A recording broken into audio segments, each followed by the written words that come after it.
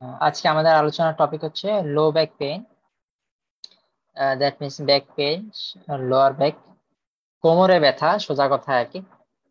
তো বলা হয়েছে যে বইপত্রের মধ্যে যে 80% মানুষ তার লাইফে, থ্রু আউট দ্য লাইফে কখনো না কখনো লো ব্যাক পেইনে এফেক্টেড হয়, সেটা মাইল্ডার ফর্মে হোক আর সিভিয়ার ফর্মে হোক।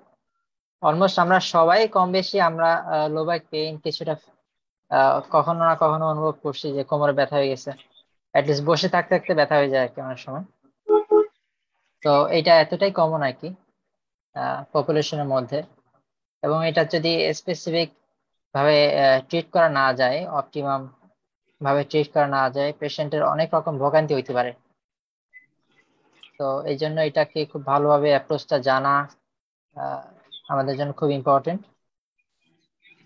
আমরা প্রথমেই যদি তিনটা সিনারিও দেখবো আর কি। এক নাম্বার হচ্ছে সিনারি 1। আব্দুল করিম চাচা, 52 বছর বয়স। গত 2 বছর ধরে তার কোমরে ব্যথা। সে বেশিক্ষণ হাঁটাহাঁটি করলে তার ব্যথাটা বেড়ে যায়, এবং বিশ্রাম নিলে বা বসে পড়লে তার ব্যথাটা একটু কমে। এখানে আমরা বুঝতেছি,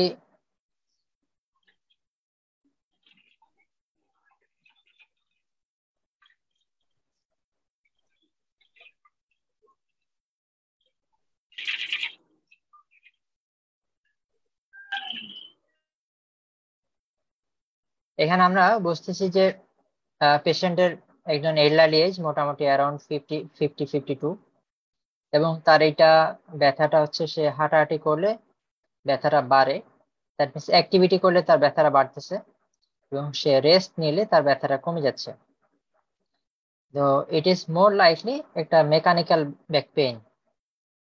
এল্ডারলি এজ, আমাদের ব্যাকে অনেকগুলো ডিজেনারেটিভ প্রসেস চেঞ্জ আসে এল্ডারলি এজে, অ্যাবভ 40। তো তখন এই ধরনের মেকানিক্যাল ব্যাক পেইনটা খুবই কমন পেশেন্টের ক্ষেত্রে আর কি। মেকানিক্যাল ব্যাক পেইনের অনেকগুলো কজ আছে, আমরা সামনে দেখবো ইনশাল্লাহ। আমাদের 2 নাম্বার পেশেন্ট হচ্ছে হাফিজ উদ্দিন, 40 বছর বয়স, মিডল এজ ম্যান আর কি। উনি রাজমিস্ত্রি কাজ করে। সাধারণত ওয়ার্ডে আমাদের কাছে যেরকম ভাবে আসলে পেশেন্ট গুলো আসে, গত 6 মাস ধরে ওনার কোমরে অল্প অল্প ব্যথা, এবং গতদিন উনি মাথায় ভারী বোঝা উঠানোর সময় হঠাৎ করে কোমর থেকে পা পর্যন্ত তীব্র ব্যথা অনুভব করেন। পেশেন্টের ভাষায় যদি বলতে হয়, যে একদম মানে চিলিক দিয়ে ব্যথা আর কি, হঠাৎ করে কোমর থেকে পায়ের নিচ পর্যন্ত। এরপর থেকে আর উনি হাঁটতে পারতেছে না, উনি হাসপাতালে চলে আসছেন। তো এটা একটা লো ব্যাক পেইন, বাট এটা মোস্ট লাইকলি হচ্ছে পিএলআইডি পেশেন্ট, মানে ডিস্ক প্রলাপসের পেশেন্ট আর কি। তার গ্রাজুয়ালি ডিস্ক প্রলাপস ছিল, ইনিশিয়ালি অল্প অল্প ব্যথা ছিল নার্ভ রুট কম্প্রেশনের কারণে। সাডেনলি সে যখন ভারী বোঝা উঠাইতে গেছে, তখন ডিস্কটা বেশি প্রলাপস হয়ে গেছে, এবং নার্ভে খুব বেশি কম্প্রেস হয়েছে। তখন এই তীব্র ব্যথার কারণে সে সিমটোমেটিক হয়ে গেছে, একদম দ্রুত হসপিটালাইজ করা লাগছে। তো সাধারণত এরকম সিনারিতে আমাদের পেশেন্ট আসে আর কি। এটা মেল ফিমেল উভয় জায়গাতেই কমন, উভয় ধরনের কেসে। 3 নাম্বার সিনারিও, এটা হচ্ছে এই পেশেন্টটা আমাদের গতদিন আমরা সেরো নেগেটিভ এর ক্ষেত্রে ডিসকাশন করছিলাম, যে 24 ইয়ার্স ওল্ড হাসিম এসে চেম্বার আসছেন। তার কমপ্লেন ছিল 6 মাস যাবত মানে টেবিলে বেশিক্ষণ বসে পড়তে পারে না, 20-25 মিনিট বসার পরই তার কোমরে ব্যথা হয়ে যায়, এবং এরপর একটু হাঁটাহাঁটি করলে কমে। সকালে ঘুম থেকে উঠলেও তার এই ব্যথাটা থাকে, এবং সাথে তার ডান হাঁটুতেও ব্যথা আছে, যেটা ঘুম থেকে উঠলে বেশি, অ্যাক্টিভিটিতে কমে যায়। এটা একটা more likely inflammatory back pain, inflammatory pattern, যেটা মর্নিং স্টিফনেস আছে, মুভমেন্ট করলে কমে যাচ্ছে, এবং ইয়াং এজ অনসেট হচ্ছে উইদিন 20 থেকে 40-এর মধ্যে। হ্যাঁ, এটা more likely inflammatory back pain. সাধারণত এই তিনটা সিনারিও আনার উদ্দেশ্য হচ্ছে, আমাদের যত ধরনের ব্যাক পেইনের পেশেন্ট আসে সবারই কিন্তু এই তিনটা ক্যাটাগরির মধ্যেই পড়ে, সাধারণত কোনো না কোনো ভাবে আর কি। যে আইদার সে এটা একদম মেকানিক্যাল অর ইনফ্লামেটরি। তিন মেকানিক্যাল, নাম্বার সিনারিটা আবার একটু বড় বলা হয়। জি। হ্যালো, আবার বলে ভালো হয়, বুঝতে পারি না। 3 নাম্বার 3 নাম্বার সিনারিটা আবার একটু যদি বলেন তাহলে ভালো। আচ্ছা আচ্ছা, 3 নাম্বার হচ্ছে 24 বছর বয়সী একজন পেশেন্ট ছাত্র। তার কমপ্লেন হচ্ছে গত 6 মাস যাবৎ সে, স্ক্রিনটা কি দেখা যাচ্ছে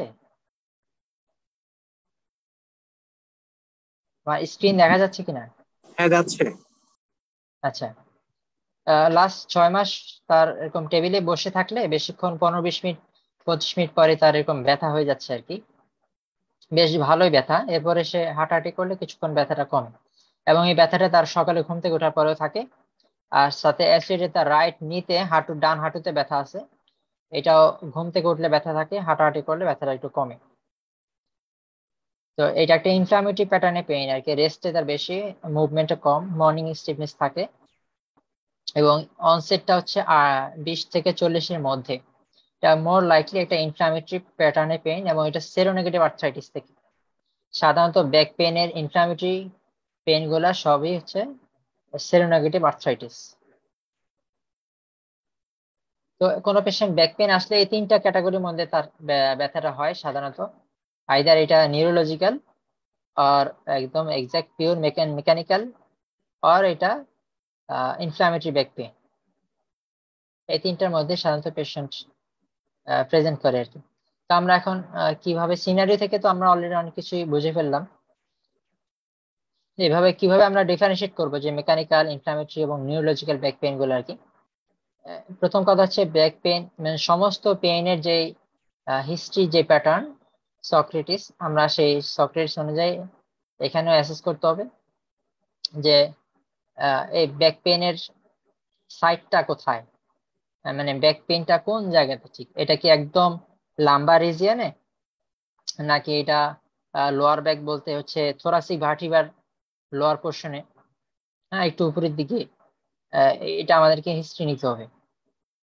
কারণ হচ্ছে যদি একদম লোয়ার ব্যাকে হয় লাম্বার রিজিয়নে, তাইলে এটা more likely mechanical mechanical pain, অথবা এখানে nerve root compression more likely.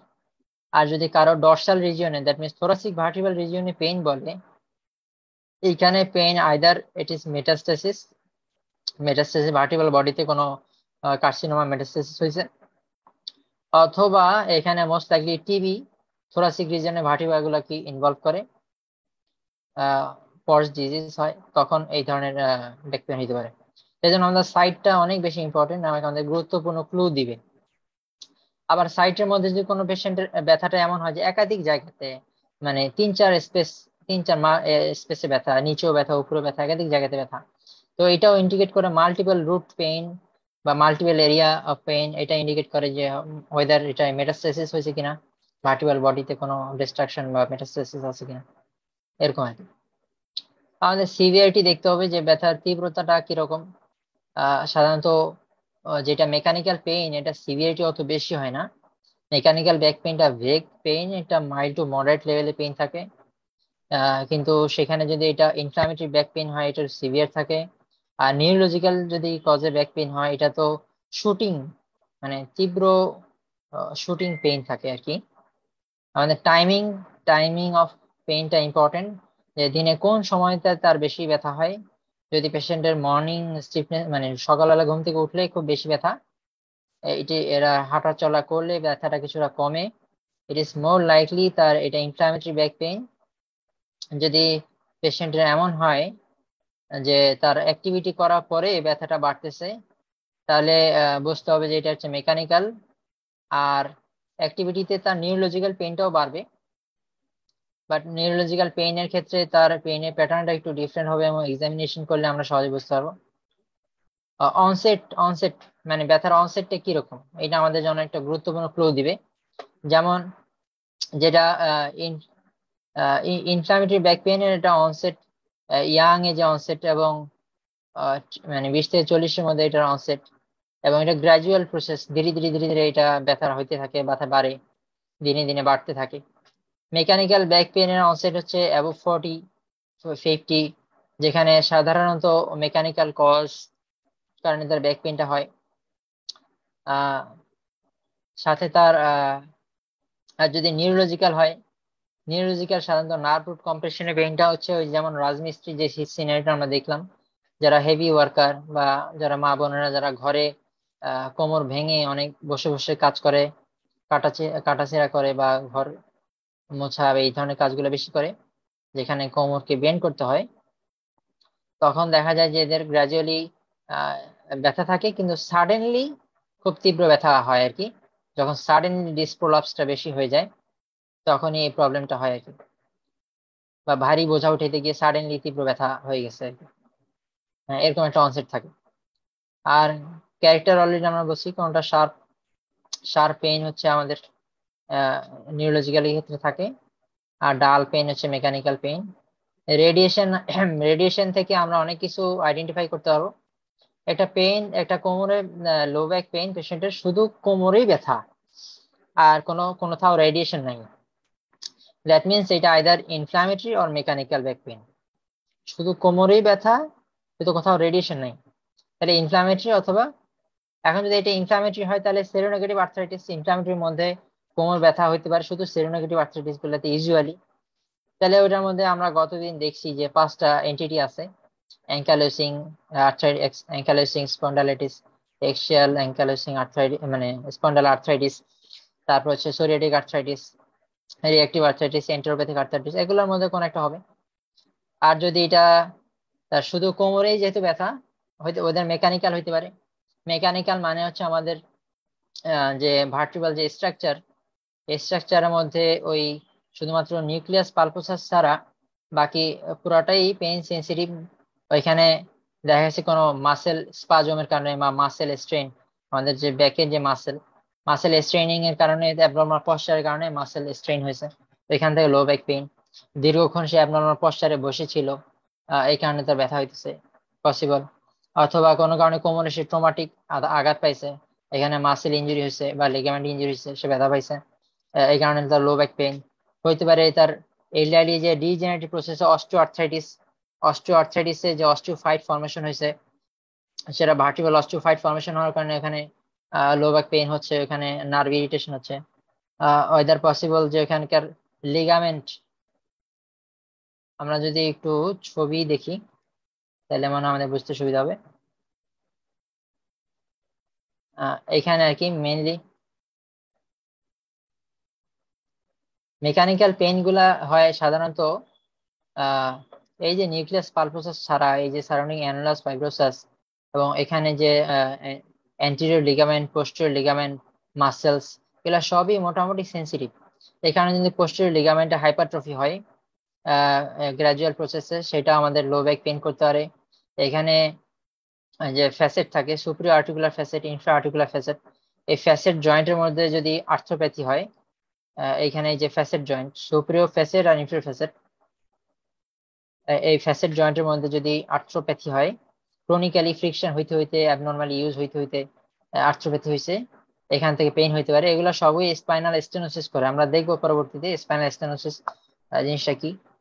তো এগুলো আমাদের গ্রাজুয়ালি লো ব্যাক পেইন করে। সাথে এখানে যদি মাসেল হাইপারট্রফি বা লিগামেন্ট হাইপারট্রফি হয়, বা এই যে বনি প্রোট্রুশন হয়, বোনসের ওভারগ্রোথ হয়, যেটা হচ্ছে আমাদের অস্টিওফাইট ফর্মেশন হইলো, ওই ক্ষেত্রে এখানে নার্ভ কম্প্রেশন হতে পারে লোকালি বা সারাউন্ডিং ইনারভেটের স্ট্রাকচার গুলা। তো সবগুলাই আমাদের লো ব্যাক পেইন করবে, মেকানিক্যাল লো ব্যাক পেইন, যেগুলোর কারণে হাঁটাহাঁটি করলে ব্যথাটা বাড়বে এবং রেস্ট করলে ব্যথাটা কমে আসবে। হ্যাঁ, এটা হইতে পারে আইদার এখানকার মাসেলস, এখানকার লিগামেন্ট, এখানকার ফাসা, ফ্যাসেট জয়েন্টের কোনো প্যাথোলজি, এগুলো সবকিছু হইতে পারে। আর ইনফ্লামেটরি ব্যাক পেইন তো হচ্ছে সেরোনেগেটিভ আর্থ্রাইটিস।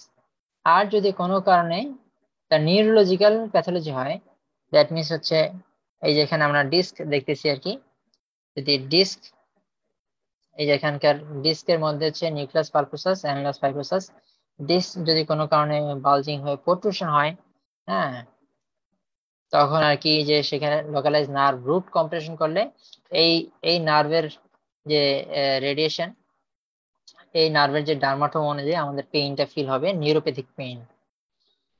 তো আমরা রেডিয়েশন ছিলাম আর কি, রেডিয়েশন মানে হচ্ছে, তো রেডিয়েশন যদি থাকে, রেডিয়েশন যদি নিয়ের নিচে থাকে, হাঁটুর নিচে, তাইলে আমরা এটা ধরে নিব যে এটা আইদার সায়াটিক নার্ভ অথবা ফিমোরাল নার্ভ রুট কম্প্রেশন, হ্যাঁ এরকম আর কি, এখানে সায়াটিকা হয়েছে বা ফিমোরাল নার্ভ রুট কম্প্রেশন।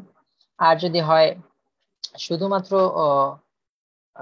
নিয়ের উপরে আছে, রেডিয়েশন আছে বাট নিয়ের উপরে, হ্যাঁ তাইলে এটা হচ্ছে ওই শুধু নিয়ের উপরে পেইন হচ্ছে ওই যে মেরাল যে প্যারেস্থেরিকা, ওইখানে লোকাল কিছু নার্ভ ফাইবার আছে, ওগুলোর মধ্যে যদি শুধু ইয়ে হয় আর কি, তখন এটাকে আমরা বলতেছি, এগুলো হাঁটুর নিচে সাধারণত ক্রস করে না, বিলো নিতে এরা ক্রস করে না আর কি।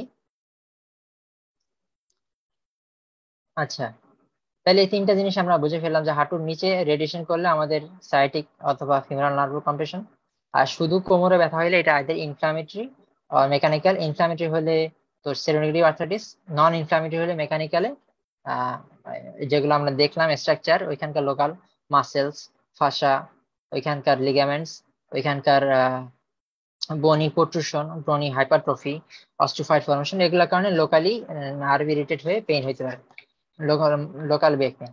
এছাড়াও আরেক ধরনের পেইন হইতে পারে যেটা আসলে এখানকার কোনো ভার্টিব্রাল স্ট্রাকচার না, যেগুলোর কারণে আমাদের ব্যাক হইতে পারে, এখানে আমাদের অ্যাবডোমিনাল অর্গান, ইন্ট্রা অ্যাবডোমিনাল অর্গানের কারণে এরকম পেইন হইতে পারে আর কি। সাধারণত যদি ইউরোলিথিয়াসিস বা পাইলোনেফ্রাইটিস থাকে, তখন বাইল্যাটারাল পাইলোনেফ্রাইটিস বা ইউনিল্যাটারাল পাইলোনেফ্রাইটিস, ওই ক্ষেত্রে আমাদের আহ এরকম লোকালি এটা ভেগ পেইন হইতে পারে, ব্যাক পেইন নিয়ে পেশেন্ট প্রেজেন্ট করে। ইউরেটেরিক স্টোন বা বা কিডনি স্টোন, রেনাল স্টোন হইলেও এরকম হইতে পারে। পেশেন্টের endometriosis, gynaecological case, female patient, endometriosis, pelvic inflammatory disease, এই ধরনের কেসে এরকম লো ব্যাক পেইন নিয়ে পেশেন্ট আমাদের কাছে প্রেজেন্ট করতে পারে। ইভেন ওভারিয়ান কোনো টর্শন বা ওভারিয়ান সিস্ট হইলেও আমাদের লো ব্যাকে একটা পেইন নিয়ে পেশেন্ট প্রেজেন্ট করতে পারে, যেগুলো নন ভার্টিব্রাল স্ট্রাকচার ইন্ট্রা অ্যাবডোমিনাল অর্গানের কারণে। আচ্ছা, এরপরে আমরা অ্যাগ্রাভেটিং রিলিভিং ফ্যাক্টর, যেমন অলরেডি দেখছি আমরা হাঁটাচলা করলে বাড়ে কিনা, হাঁটাচলা করলে বাড়ে যদি, তাইলে এটা তো মেকানিক্যাল, আর রেস্টে যদি বেশি থাকে তাইলে এটা হচ্ছে আমাদের ইনফ্লামেটরি। অ্যাসোসিয়েটেড ফ্যাক্টর মানে যদি সেরোনেগেটিভ আর্থ্রাইটিস হয়, ইনফ্লামেটরি ব্যাক পেইন হয়, তাহলে এটার সাথে আমাদের সিস্টেমিক যে ইনভলভমেন্ট থাকতে পারে, তার ডায়রিয়া, ভমিটিং, প্রস্রাবে ইনফেকশন থাকতে পারে, হার্টে হার্টে যদি অ্যানিউরিজম থাকতে পারে, ভালভুলার ডিজিজ থাকতে পারে, চোখে ইউভিআইটিস থাকতে পারে, হ্যাঁ অ্যাঙ্কালোসিং এর ফিচার আর কি, কোস্টোকন্ড্রাইটিস থাকতে পারে, কনজাংটিভাইটিস থাকতে পারে, আরো অনেক কিছু সেরোনেগেটিভের সাথে। আর যদি ইনফ্লামেটরি মেকানিক্যাল ব্যাক পেইন হয়, মেকানিক্যাল ব্যাক পেইন সাপোজ কারো যদি মেটাস্টেসিস হওয়ার কারণে মেকানিক্যাল ব্যাক পেইন, তার অ্যাসোসিয়েটেড সাপোজ কারো যদি ক্যান্সার হয়, প্রোস্টেট ক্যান্সার, তাহলে প্রোস্টেটের একটা ফিচার্স থাকবে, সাথে ভার্টিব্রাল বডিতে মেটাস্টেসিসের ওখানে লোকালি ব্যাক পেইন হবে। কারো টিবির কারণে টিবি ভার্টিব্রাল বডিতে মেটাস্টেসিস হওয়ার কারণে লো ব্যাক পেইন হইতেছে, তাহলে তার একটা অ্যাসোসিয়েটেড ফিচার কাশি কফের একটা হিস্ট্রি থাকতে পারে। তো এরকম অ্যাসোসিয়েটেড ফিচার্স আমাদের সার্চ করতে হবে আর কি, সেটা এটিওলজি থেকে আমরা চিন্তা করতে হবে।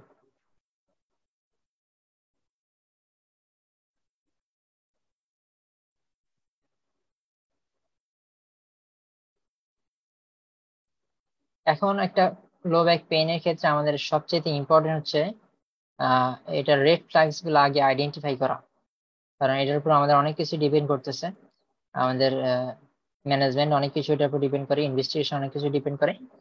এই জন্য আমাদের আগে রেড ফ্ল্যাগস গুলো সার্চ করতে হবে। রেড ফ্ল্যাগস গুলো যদি না থাকে তাহলে আমরা মোটামুটি ধীরে সুস্থে পেশেন্টকে এভালুয়েশন করে ম্যানেজ করতে পারি। রেড ফ্ল্যাগস গুলোর মধ্যে বয়স যদি আমাদের 20 বছরের কম হয় অথবা অ্যাবভ 55, 55 বছরের বেশি হয়, তাহলে এটা একটা রেড ফ্ল্যাগস। 55 বছরের বেশি মানে অনসেটটা আর কি, যদি অনসেট 20 বছরের আগে কারো এরকম লো ব্যাক পেন, অথবা 55 এর অ্যাবভে যায় অনসেট হয়েছে, তাইলে এটা একটা আমাদের জন্য রেড ফ্ল্যাগস। পেশেন্টের যদি এইডস থাকে সেটা আমাদের কনসার্ন, ব্যাকটেরিয়াল ইনফেকশনের মধ্যে পেশেন্ট যদি টিবি থাকে বা টিবির কোনো হিস্ট্রি থাকে, তাহলে এটা একটা রেড ফ্ল্যাগ সাইন। টিবি থেকে ভার্টিবল বডিতে মেটাস্টেসিস হতে পারে, এটাকে আমরা বলি পরস ডিজিজ। পেশেন্টের যদি কনস্ট্যান্ট প্রোগ্রেসিভ পেইন থাকে, যেমন প্রোগ্রেসিভ মায়োলোপ্যাথি হয়ে গেছে, মানে মায়োলোপ্যাথি মানে হচ্ছে স্পাইনাল কর্ডে ইনজুরি হয়েছে, প্রোগ্রেসিভ স্পাইনাল কর্ডের যে ইনজুরি হচ্ছে, কোনো ক্যান্সার পেশেন্ট যদি হয় যার মেটাস্টেসিস হয়েছে ভার্টিবল বডিতে, যেটা স্পাইনাল কর্ডকে কম্প্রেস করতেছে, ভার্টিবল কম্প্রেস হয়ে ভার্টিবল ফ্র্যাকচার হয়ে কম্প্রেশন হয়ে স্পাইনাল কর্ডকে কম্প্রেস করতেছে। পেশেন্ট যদি এরকম হিস্ট্রি থাকে যে 3 মাসের বেশি স্টেরয়েড খাইছে, এই পেশেন্টের লো ব্যাক পেইন, তাহলে এটা হইতে পারে স্টেরয়েড 3 মাস, হ্যাঁ 3 মাসই বলছে। কোথাও কোথাও যদি একে ইয়ে হইতে পারে আর কি, অস্টিওপোরোসিস, স্টেরয়েড ইনডিউসড অস্টিওপোরোসিস হয়ে ভার্টিবল বডি ফ্র্যাকচার, ভার্টিবল ফ্র্যাকচার হওয়ার কারণে তখন নার্ভ কম্প্রেশন হতে পারে, স্পাইনাল কর্ড কম্প্রেশন হতে পারে। পেশেন্টের যদি ডর্সাল রিজিয়নে পেইন হয়, দ্যাট মিনস থোরাসিক ভার্টিব্রাতে যদি পেইন হয়, এটা একটা রেড ফ্ল্যাগস, তাহলে মোর লাইকলি এটা টিবির কারণে হইতে পারে। টিবিতে সাধারণত ডর্সাল রিজিয়ন ইনভলভমেন্ট হয়। হ্যাঁ, টিবি এন্ড মেটাস্টেসিস আমরা ডিফারেন্সিয়েট করব কিভাবে। টিবিতে সাধারণত ডিস্ক ইনভলভমেন্ট হয়, ভার্টিবল বডি সাধারণত ইনভলভমেন্ট হয় না আর্লিতে। আর মেটাস্টেসিস মেইনলি ভার্টিবল বডিকে ডিস্ট্রাকশন করে, ডিস্কে সরাসরি ইনভলভমেন্ট হয় না। এটা একটা ডিফারেন্সিয়েটিং পয়েন্ট। আরো রেড ফ্ল্যাগস হচ্ছে পেশেন্ট এক্সামিনেশন থেকে যদি অবজেক্টিভ নিউরোলজিক্যাল ডেফিসিট থাকে, দ্যাট মিনস তার মোটর, সাপোজ সায়াটিক নার্ভ, তার রুট কম্প্রেশন আছে, এখন সায়াটিক নার্ভ রুট বরাবর যে ডার্মাটোম, ওই জায়গাতে সে সেন্সেশনই পাচ্ছে না, তাহলে তার সেন্সরি ডেফিসিট। অথবা তার ওই পার্টিকুলার নার্ভ এরিয়া গুলাতে তার মোটর ফাংশন নাই, ওই ওই এরিয়াতে তার মানে মাসেল টোন নাই, মুভমেন্ট করতে পারে না, তাইলে এটা হচ্ছে motor deficit. Painful spinal deformity, মানে স্পাইন আমরা পালপেট করলাম, দেখলাম যে গিববাস আছে, কোন একটা জায়গাতে লোকালাইজ তার এটা সোয়েলিং আছে, মানে ভার্টিবাল কোনো প্যাথোলজি আছে আর কি, ভার্টিবাল ডিস্ট্রাকশন হোক, ফ্র্যাকচার হোক, যে কোনো কোনো স্পাইনাল ডিফর্মিটি আছে, এটা একটা রেড ফ্ল্যাগ সাইন, যেটা আমরা এক্সামিনেশনের শুরুতেই পালপেট করি আর কি, ভার্টিবাল এক্সামিনেশনে। পেশেন্টের যদি মাল্টিপল রুট সাইন, মানে একাধিক নার্ভ রুট এরিয়াতে যদি তার পেইনটা হয় একাধিক এরিয়াতে, তাহলে এটাও আমাদের একটা রেড ফ্ল্যাগ সাইন। পেশেন্টের যদি বাউল ব্লাডার ইনকন্টিনিউস হয়ে যায়, মানে প্রস্রাব পায়খানা ধরে রাখতে সমস্যা বা রিটেনশন হয়ে যাচ্ছে, তাইলে এটা বুঝতে অটোনমিক ইনভলভমেন্ট হয়ে যাচ্ছে, তাইলে এটাও একটা রেড ফ্ল্যাগ সাইন। পেশেন্টের স্যাডেল অ্যানেস্থেসিয়া, নিউরোলজিক্যাল সমস্যা মূলত, যদি লোকাল অ্যানাল এরিয়াতে সেন্সেশন নাই, অ্যানাল টোন নাই, ক্রিমিস্ট্রিক মাসেল রিফ্লেক্স নাই, তাহলে বুঝতে হবে যে তার নার্ভ গুলা ড্যামেজ হয়ে গেছে। এখানে এই যে লস অফ অ্যানাল সেন্সেশন, সে এটা কোশ্চেন করা পেশেন্টকে, আপনি যখন পানি খরচ করেন, টয়লেট করার পরে যখন পানি খরচ করেন তখন টের পান কিনা। হ্যাঁ, এরপরে ক্রিমিস্ট্রিক রিফ্লেক্স তো আমরা নিজেরা দেখতে পারি, থাইয়ে এক্সামিনেশন করতে হয় এটা। আর পেরিয়ানাল টোন দেখতে চাইলে হচ্ছে আমাদেরকে গ্লাভস পরে ডিআরির মতো করে টোন দেখতে হবে। তো এগুলো হচ্ছে মূলত রেড ফ্ল্যাগ সাইন। মেইন বিষয় হচ্ছে যদি কোনো neurological deficit, either sensory deficit অথবা motor deficit, spinal cord vertebral column tenderness থাকে, বা কোনো সোয়েলিং থাকে, বা কোনো ডিফর্মিটি থাকে, এগুলো হচ্ছে আমাদের রেড ফ্ল্যাগ সাইন। বা পেশেন্টের history of TB, history of metastasis, মানে কার্সিনোমা এরকম থাকলে এগুলো হচ্ছে রেড ফ্ল্যাগ সাইন। অনসেটটাও আমাদের খুব বেশি ইম্পর্টেন্ট। হ্যাঁ, এখন এগুলো তো আমরা হিস্ট্রি থেকে আমরা এই জিনিসগুলো পাইলাম। তাহলে এরপরে আমরা যদি এক্সামিনেশন করি, প্রথম হচ্ছে লোকালি এক্সামিনেশন, মাস্কুলোস্কেলেটাল এক্সামিনেশন ক্ষেত্রে আমাদের ইম্পর্টেন্ট হচ্ছে মূলত লাম্বোস্যাক্রাল স্পাইন। মাস্কুলোস্কেলেটাল এক্সামিনেশন হচ্ছে লুক, ফিল, মুভ। পেশেন্টকে প্রথমে দেখতে হবে স্ট্রেট একটা দেয়ালের সাথে দাঁড় করায় আমরা দেখব তার কোনো ভার্টিক্যাল কার্ভেচার আছে কিনা, ফিল করতে হবে, আমরা ভার্টিক্যাল কলামকে পালপেট করে দেখতে হবে কোনো এরিয়াতে গিববাস আছে কিনা, টেন্ডারনেস আছে কিনা। পেশেন্ট আমরা সোবার স্ট্রেস করতে পারি, অ্যাঙ্কালোসিং এর ক্ষেত্রে ব্যাম্বো স্পাইন হয়ে গেলে ওই ক্ষেত্রে পজিটিভ আসতে পারে, যদিও এটি একদম রেয়ার, পাওয়া খুব কঠিন। পেশেন্টকে আমরা এবার ভার্টিক্যাল কলামের বিভিন্ন movement, lateral flexion, forward bending, extension, এগুলো করে আমরা দেখতে পারি। এরপর যদি আমরা পেশেন্টের এটা নিউরোলজিক্যাল পেইন হয়, that means sciatic nerve root compression, বা তার যদি ফিমোরাল নার্ভ রুট কম্প্রেশন হয়, এই ক্ষেত্রে পেশেন্টকে আমাদের SLR, cross SLR, reverse SLR এই টেস্টগুলো করতে হবে। আমরা সাধারণত কি বলি, পেশেন্টকে স্ট্রেট শোয়াই প্রথমে সুপাইন পজিশনে, এরপরে আমরা এসএলআর টেস্ট যেটা আর কি পা উঠাইতে বলি। সাধারণত হচ্ছে 60 থেকে 70 পর্যন্ত যে মানে এতটুকু পর্যন্ত হচ্ছে মার্কার। 70 পরে যে কোনো নর্মাল মানুষেরই 70 ডিগ্রি পরে আর কি, যে এখান থেকে 70 ডিগ্রি পরে যে কোনো মানুষেরই নর্মাল মানুষেরই কিছুটা আহ অসুবিধা হইতে পারে উঠাইতে গেলে আর কি। তো যদি কারো 60 বা 70-র মধ্যে পেইনটা হয়, ইনিশিয়েশনটা হয়, তাইলে এটা বুঝতে হবে যে নার্ভ রুটে কম্প্রেশন, সায়াটিক নার্ভ রুটে কম্প্রেশন হচ্ছে। সাপোজ কারো 30 ডিগ্রি উঠাইছি, এরপরে সে তীব্র ব্যথা, হ্যাঁ, তাইলে বুঝতে হবে যে এটা তো প্যাথোলজি, নার্ভ রুটে কম্প্রেশন হচ্ছে, সায়াটিক নার্ভ রুট।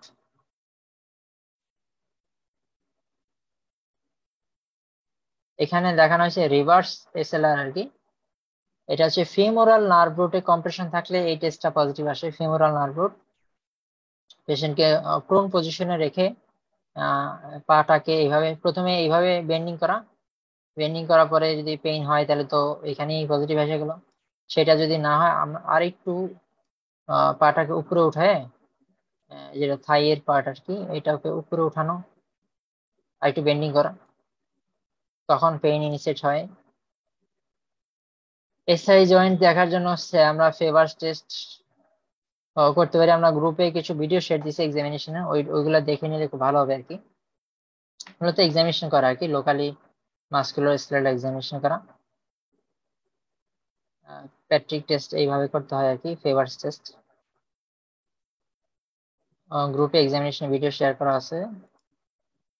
এরপর হচ্ছে আমরা নিজে নিউরোলজিক্যাল যদি পেশেন্টের ডেফিসিট থাকে, পায়ের লিম্বে আমরা নিউরোলজিক্যাল ডেফিসিট দেখবো, তার জার গুলা ইনটেক্ট আছে কিনা, সেন্সেশন ইনটেক্ট আছে কিনা, মোটর পাওয়ার গুলা ইনটেক্ট আছে কিনা, anal tone, perianal sensation, cremasteric reflex, এগুলো আমরা চেক করব।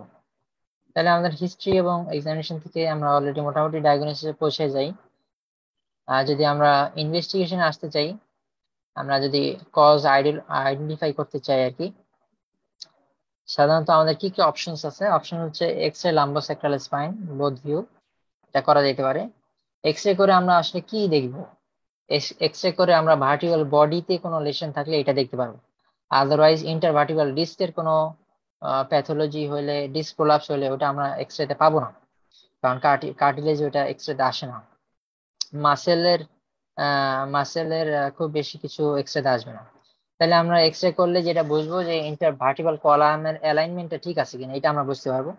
ভার্টিক্যাল কার্ভেচারটা ঠিক আছে কিনা, নাকি কার্ভেচার লস্ট হয়ে গেছে, এটা আমরা বুঝতে পারবো। মাসেল স্পাজম হলে কার্ভেচার লস্ট হয়ে যেতে পারে। আমরা বুঝতে পারবো ভার্টিক্যাল বডিতে কোনো মেটাস্টেসিস আছে কিনা, লাইট ইগলেশন আছে কিনা, অস্টিওপোরোসিস, অস্টিওপেনিয়া, এরকম কোনো ফিচার্স আছে কিনা, এগুলো আমরা এক্স রে থেকে বুঝতে পারবো। আর ইন্টারভার্টিক্যাল স্পেসের যে ডিস্কের স্পেসটা, ভার্টিক্যাল স্পেসের হাইট গুলা ঠিক আছে কিনা, এইটা থেকে আমরা একটু ধারণা পাবো যে কোনো ভার্টিক্যাল স্পেসের মধ্যে কোনো সমস্যা হয়েছে কিনা। হ্যাঁ, কিন্তু স্পেসিফিকই আমরা ইয়েতে ভার্টিক্যাল যদি ডিস্ক প্রোলাপস হয়, সেটা আমরা এক্স রে তে পাবো না। X ray pelvis AP view, এটা করলে আমরা যে এসআই জয়েন্টের জন্য সাধারণত করা হয়, এসআই জয়েন্টের জন্য এপি ভিউ। যদিও আইডিয়াল হচ্ছে X ray pelvis oblique view, কিন্তু অবলিক ভিউ আমাদের সব জায়গায় হয় না। এপি ভিউ করলে মূলত lower 2/3 of the SI joint ভালো দেখা যায়, এবং ওইখানে আর্লি ইনফ্লামেশনটা হয় আর কি। তো এটা যে কোনো ওয়াইডলি অ্যাভেলেবেল, যে কোনো জেলা উপজেলা তো পেলভিসটা করা হয়, তো এটা দ্বারা আমরা ডায়াগনোস করতে পারবো অনেক কিছু। আর এমআরআই অফ লাম্বোস্যাক্রাল স্পাইন, আমরা এমআরআই করব কখন?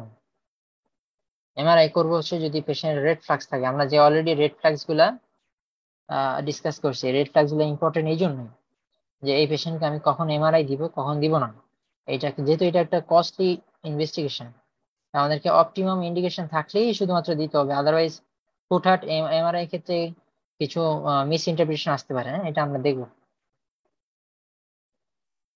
এরপর হচ্ছে যদি এটা ইনফ্লামেটরি ব্যাক পেইন হয়, তাহলে আমরা সিবিসি সিআরপি ইনস্টল করতে পারি। অস্টিওপোরোসিস যদি সাসপেক্ট করি, তাহলে ভিটামিন ডি লেভেল, বোন মিনারেল ডেনসিটি, বিএমডি টেস্ট করতে পারি।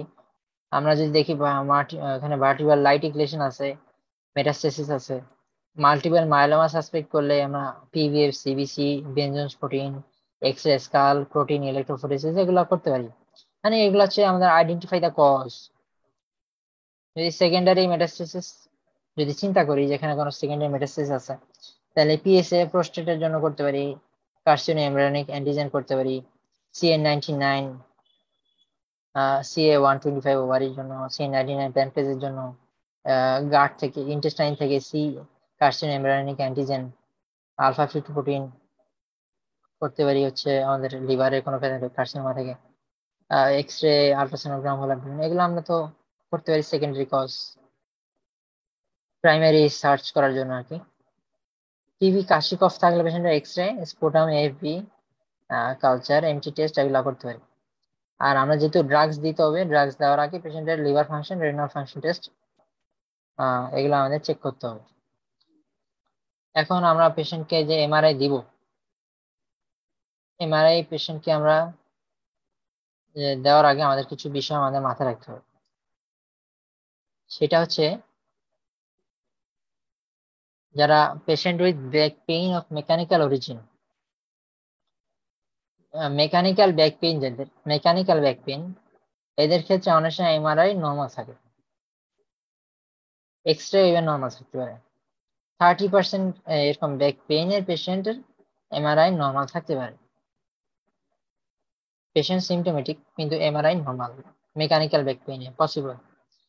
এছাড়া পেশেন্টের ক্ষেত্রে যদি রেডিওলজিক্যাল অ্যাবনর্মালিটি এমন হইতে পারে, আবার নর্মাল ইন্ডিভিজুয়াল, সাপোজ এখানে যারা ক্লাসে আছে এই সবাই অ্যাসিমটোমেটিক ধরে নিচ্ছি, তাহলে এদেরকে যদি আমরা মানে সবাই যদি আমরা আমাদের এমআরআই করাই, তার মধ্যে 10%, এখন 16 জন পার্টিসিপেন্ট আছে, তার মধ্যে যদি এমআরআই করলে দেখা যাবে যে অ্যাটলিস্ট এক থেকে দুইজনের এমআরআই তে কোনো না কোনো ফাইন্ডিং চলে আসছে, অথচ তার কিন্তু আসলে কোনো সিমটোমেটিক পেশেন্ট না।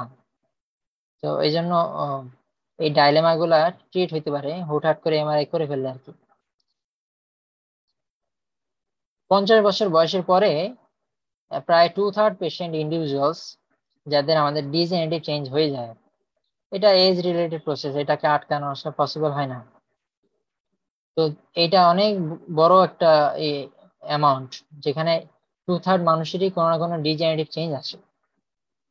এখন এই 2/3 পেশেন্টের যাদের রেডিওগ্রাফিক এভিডেন্স আছে লাম্বার ডিজেনারেশন, এরা দেখা যায় এমআরআই করলে যাদের লাম্বার ডিজেনারেশন পাওয়া যায়, তাদের মধ্যে দেখা যায় 2/3 পেশেন্ট অ্যাসিমপ্টমেটিক থাকে। এটা অনেক গুরুত্বপূর্ণ। তো এই জন্য আর কি যে হুটহাট করে অনেক সময় আমরা এমআরআই করে মনে করতে পারি যে হয়তো এটার কারণে তার কিছু হচ্ছে কিনা। এই জন্য স্পেসিফিক ইন্ডিকেশন থাকলেই কেবলমাত্র আমরা পেশেন্টকে এমআরআই করতে দিব। তাহলে একদম স্পেসিফিক ইন্ডিকেশন গুলো কি কি? যদি পেশেন্টের ব্যাক পেইন হইতেছে ফ্রম সিভিয়ার ট্রমা, মানে কোনো কারণে ট্রমাটিক ইনজুরি হয়েছে, বা তখন আমরা এটা এমআরআই করতে দিতে পারি। অথবা পেশেন্টের প্রিভিয়াস অথবা কারেন্ট কোনো ম্যালিগন্যান্সি আছে বা টিবি আছে, তাইলে এক্ষেত্রে আমরা আমাদের ইন্ডিকেশন আছে এমআরআই। পেশেন্টের যদি নিউরোলজিক্যাল ডেফিসিট থাকে, ডেফিসিট একটা হচ্ছে নার্ভ রুট ইরিটেশন, মানে ধরেন যে তার কিছুটা ডিস্ক প্রলাপসের কারণে তার মানে সাইটিকা হচ্ছে, তার নার্ভ ইরিটেশন হচ্ছে, নিউরোপ্যাথিক পেইন আসতেছে। এটা পেইনটা এক জিনিস, আর হলো যে ডেফিসিট হয়ে গেছে, দ্যাট মিনস ওই ডার্মাটোম বরাবর তার সেন্সেশন নাই, বা ওই এরিয়া বরাবর তার মাসেলের পাওয়ারটা চলে গেছে। Motor deficit are either sensory deficit, এরকম যদি থাকে, বা স্যাডেল অ্যানেস্থেসিয়া বা অটোনমিক ইনভলভমেন্ট, স্ফিংটার প্রস্রাব পায়খানা বন্ধ হয়ে গেছে, বাউল ব্লাডার ইনকন্টিনেন্স হয়েছে, এই ক্ষেত্রে আমাদের ইন্ডিকেশন অফ এমআরআই।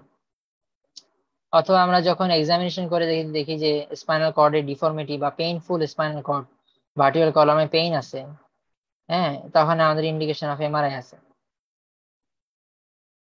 তারপর হচ্ছে যদি অপটিমাম ডোজ ডিউরেশন আমি ড্রাগস দিলাম, ম্যানেজমেন্ট দিলাম, অপটিমাম ডোজ ডিউরেশন বলতে ঠিক অপটিমামের এই ডিউরেশনটা সম্বন্ধে কোথাও ফিক্সড বলে না, হ্যাঁ, তবে ইন অ্যান্ড অ্যারাউন্ড অনেক জায়গাতে 3 মাস, কেউ 6 সপ্তাহ বলছে, কেউ 3 মাস বলছে। এই 3 মাসটাকে বলছে যে অপটিমাম ডোজ। কাউকে যদি আমি কন্টিনিউয়াসলি অপটিমাম ডোজিং এ ডিউরেশন 3 মাস ধরে ট্রিট করার পরেও পেশেন্টের কোনো ইমপ্রুভমেন্টে যদি না আসে, ওই ক্ষেত্রে আমার ইন্ডিকেশন অফ এমআরআই। আর এল্ডারলি এজে পেশেন্টের এটা যেহেতু অনেক সময় এল্ডারলি এজে ম্যালিগনেন্সির চান্স থাকে, এটা রিলেটিভ ইন্ডিকেশন, অন্য কোনো স্পেসিফিক কিছু নাই, কিন্তু এল্ডারলি এজ ইন্ডিকেশন।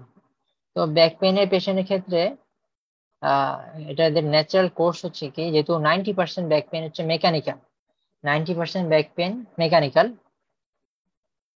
40% রোগীর ব্যাক পেইন হচ্ছে 1 সপ্তাহের মধ্যে ভালো হয়ে যায়, 80% ব্যাক পেইন পেশেন্টের অলমোস্ট 1 মান্থের মধ্যে, 1 মাসের মধ্যে কম বেশি ভালো হয়ে যায়। 90% পেশেন্টেরই দেখা যায় 6 থেকে 12 সপ্তাহ, দ্যাট মিনস 3 মাসের মধ্যে ম্যাক্সিমাম পেশেন্টই ইমপ্রুভ হয়ে যায় যদি অপটিমাম ডোজ ডিউরেশন দেওয়া হয়।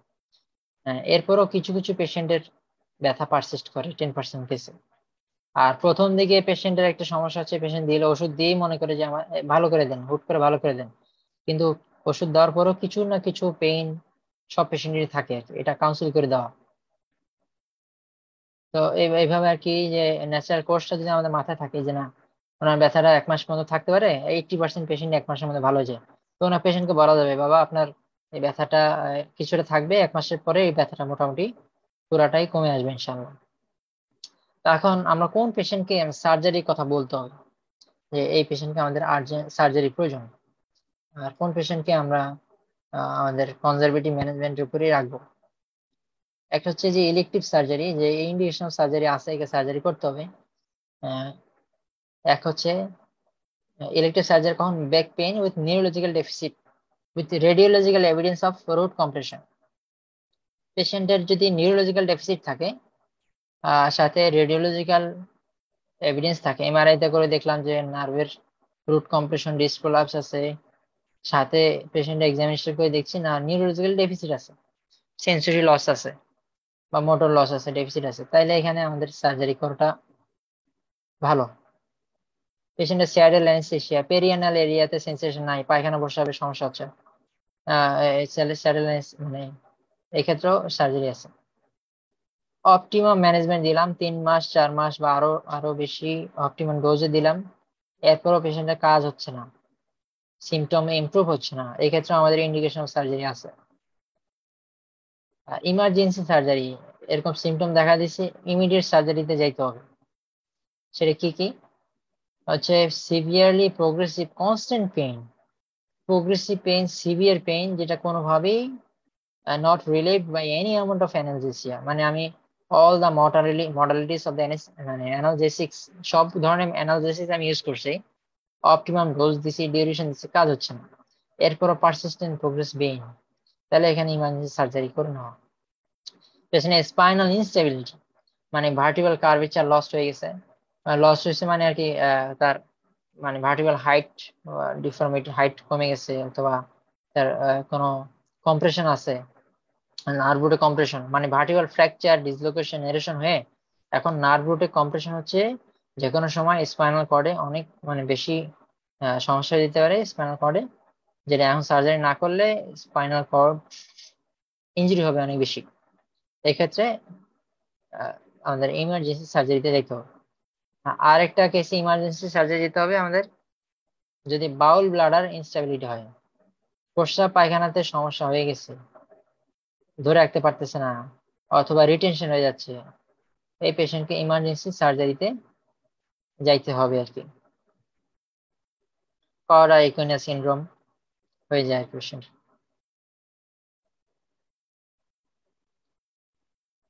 তো এই পর্যন্ত কি আমরা ম্যানেজমেন্টে যাবো আর কি, ম্যানেজমেন্ট যাওয়ার আগে আমাদের এই পর্যন্ত কি আলোচনা বোঝা গেছে?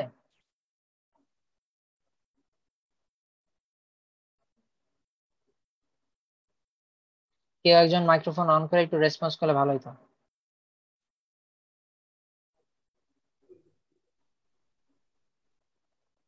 জি, বোঝা গেছে। একটু একটা জিনিস যদি একটু বলতেন, ওই যে টিবির জিনিসটা, আর টিবি আর হচ্ছে মেটাস্টেসিস এর পার্থক্যটা যে বলতেছিলেন, ওটা একটু যদি বলতেন, মানে কিভাবে বুঝবো এটা।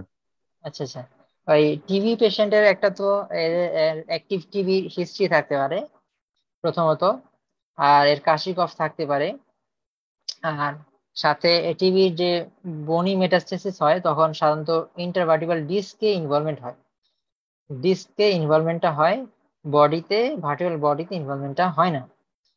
সাধারণত। আর হচ্ছে যদি কারো মেটাস্টেসিস, কোনো ম্যালিগনেন্সি মেটাস্টেসিস হয় বোনসে, ওই ক্ষেত্রে ভার্টিব্রাল বডিটাই ইনভলভমেন্ট হয় আগে, ডিসটা ইনভলভমেন্ট হয় না সাধারণত। এটা হচ্ছে ডিফারেন্সিয়েটিং পয়েন্ট। তাহলে আমরা একটু যদি ইন শর্টে সামারাইজ করি যতটুকু আলোচনা হলো, মানে একটা পেশেন্ট আমাদের কাছে আসলো কোমর ব্যথা, লো ব্যাক পেইন। আমরা প্রথমেই ধর এখানে যদি হিস্ট্রি দেন দেখি যে ব্যথাটা শুধু কোমরেই থাকে, তাহলে এটা আইদার ইনফ্লামেটরি পেইন অথবা এটা মেকানিক্যাল পেইন ইন শর্ট। এখন যদি ইনফ্লামেটরি প্যাটার্নে পেইন 20 থেকে 40 বছরের মধ্যে অরিজিন, ইনফ্লামেটরি ব্যথা, রেস্টে বেশি থাকে, হাঁটাহাঁটি করলে কমে, হ্যাঁ, সেরোনেগেটিভ আর্থ্রাইটিস এর যে আরো ফিচার্স এগুলোর সাথে মিল পাওয়া যাচ্ছে, তাহলে এটা একটা ইনফ্লামেটরি পেইন। আমরা সেই দিকে চিন্তা করবো আর কি, গতদিন যে ডিসকাশন হয়েছে আমাদের। আর যদি এটা মেকানিক্যাল পেইন হয়, দ্যাট মিন শুধু কোমরেই লোকালাইজ পেইন, যেটা হাঁটাচলা করলে বা এই ধরনের কিছু করলে অ্যাক্টিভিটিস তার পেইনটা বাড়ে, তাহলে এটা মেকানিক্যাল পেইন। আমাদের দুশ্চিন্তার অত বেশি কারণ নাই। এটা 90%, এটা 80% 1 মাসের মধ্যে ভালো হয়ে যাবে অথবা ম্যানেজমেন্ট দিলে এবং এক্সারসাইজ করলে। আর যদি এই ব্যথাটা তার এমন হয় যে কোমরেও ব্যথা আছে, এটা হাঁটুর নিচে যাচ্ছে, হাঁটুর নিচেও ওই ব্যথাটা রেডিয়েশন হইতেছে, এবং আমরা এক্সামিনেশন করলাম সায়াটিক এসএলআর টেস্ট বা reverse SLR, sciatic nerve root condition, femoral nerve root condition positive পাই গেলাম, তখন তো এটা হচ্ছে আমাদের নিউরোপ্যাথিক পেইন। তো সেটার জন্য আমাদের স্পেসিফিক ম্যানেজমেন্ট ওইদিকে ওই লাইনে দিতে হবে। আর যদি দেখি তার রেড ফ্ল্যাগস আছে, তাইলে আমাদেরকে ওইটা এমআরআই তে যাইতে হবে। রেড ফ্ল্যাগস না থাকলে আমাদের এমআরআই ইন্ডিকেশন নাই, তো এই জন্য রেড ফ্ল্যাগস গুলো মাথায় রাখতে হবে। আর হচ্ছে আমাদের ইন্ডিকেশন সার্জারিটা মাথায় রাখতে হবে, হ্যাঁ, যাতে আমরা কোনো পেশেন্টকে এই ধরনের না হয়ে যায় যে সার্জারি ইন্ডিকেশন আছে, আমি মিস করার কারণে তার লাইফ লং এটা সমস্যা হয়ে গেল আর কি। এই জন্য সার্জারি ইন্ডিকেশন গুলো আমাদের মাথায় রাখতে হবে। এখন যদি আমরা ম্যানেজমেন্ট পোর্শনে আসি, মেকানিক্যাল পেইন, সাপোজ এই পেশেন্টের মেকানিক্যাল পেইন, দ্যাট মিনস হচ্ছে মাসেল স্পাজম হয়েছে, অথবা লিগামেন্টের স্ট্রেনিং হয়েছে, মাসেলের স্ট্রেনিং হয়েছে, অথবা এখানে অস্টিওফাইট ফর্মেশন হয়ে লোকালি সে পেন করতেছে, অথবা এরকম ফ্যাসেট জয়েন্টে আর্থ্রোপ্যাথি হয়েছে, এই কোনো একটা কারণ হয়েছে আর কি, যেখানে স্পাইনাল স্টেনোসিস হইতে পারে অথবা স্টেনোসিস নাও হইতে পারে। এই ধরনের পেশেন্টদের দেখা যায় যে হাঁটাচলা করলে ব্যথা বেশি হয়, ফরওয়ার্ড বেন্ডিং এ বেশি ব্যথা হয়, এরা বসে কিছুক্ষণ হাঁটাচলা করার পরে ব্যথা বেশি, এরপর সে বসলে ব্যথাটা কমে যায়, তাহলে এটা ইন্ডিকেট করে স্পাইনাল স্টেনোসিস। অস্টিওফাইট হইতে পারে, আর্থ্রোপ্যাথি হইতে পারে, ফ্যাসেট জয়েন্ট আর্থ্রোপ্যাথি, যেগুলো বললাম আর কি মেকানিক্যাল পেইন, এগুলা থেকে হইতে পারে। এই তো মেকানিক্যাল হোক আর ইনফ্লামেটরি হোক, আমাদের